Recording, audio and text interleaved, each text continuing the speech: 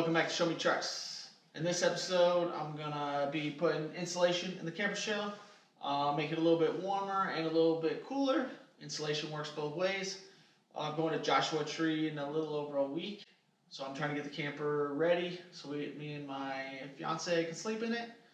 I used 1-inch thick R6 foam board with the foil backing on it.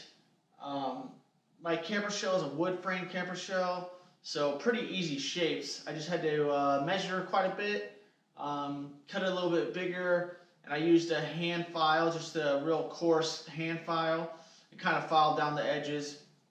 It's not the end of the world if it doesn't look perfect, it just needs to fit nice. Another benefit of the insulation is it's actually going to keep all the wood tighter in there.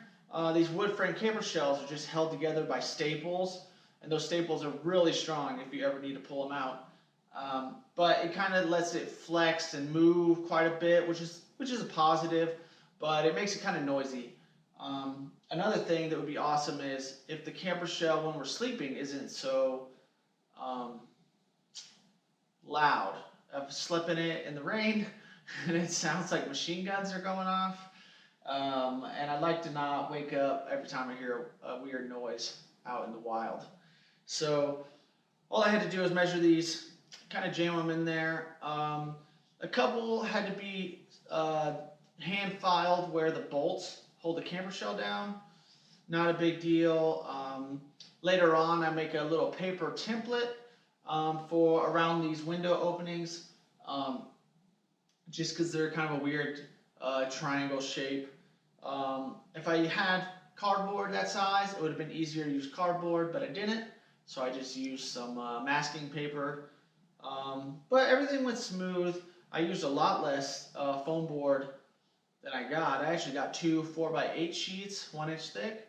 I'm not even probably going to use 2/3 of one of them, so that's good because they're about $20 a piece. So I can take one back, which would be cool because I'm tired of spending money on my truck and camper shell.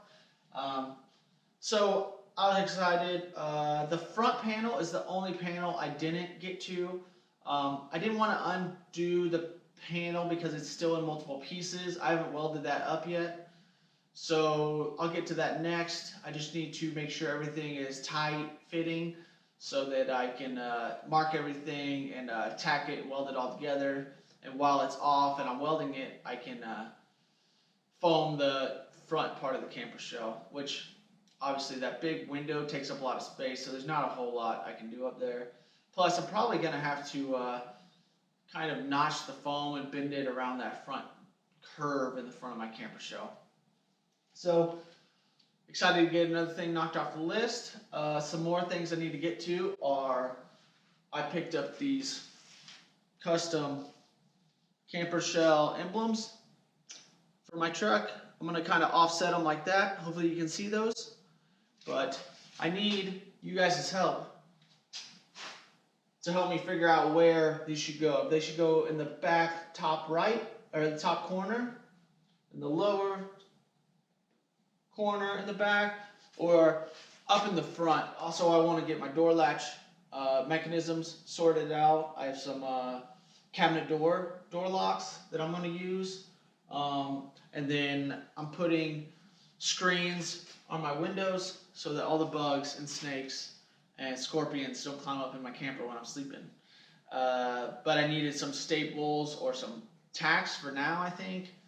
But I didn't have any tacks either. So I'm going to have to get some more stuff. So I hope you guys enjoyed this video. It's something you guys can do to your camper shell, or a lot of you guys are redoing those vans to live in. I chose this foam board insulation instead of the pink fiberglass insulation because if this camper shell does have a leak, I don't really want that insulation getting moldy. Hope you guys enjoyed. Subscribe to the channel. Let me know what you guys want to see next.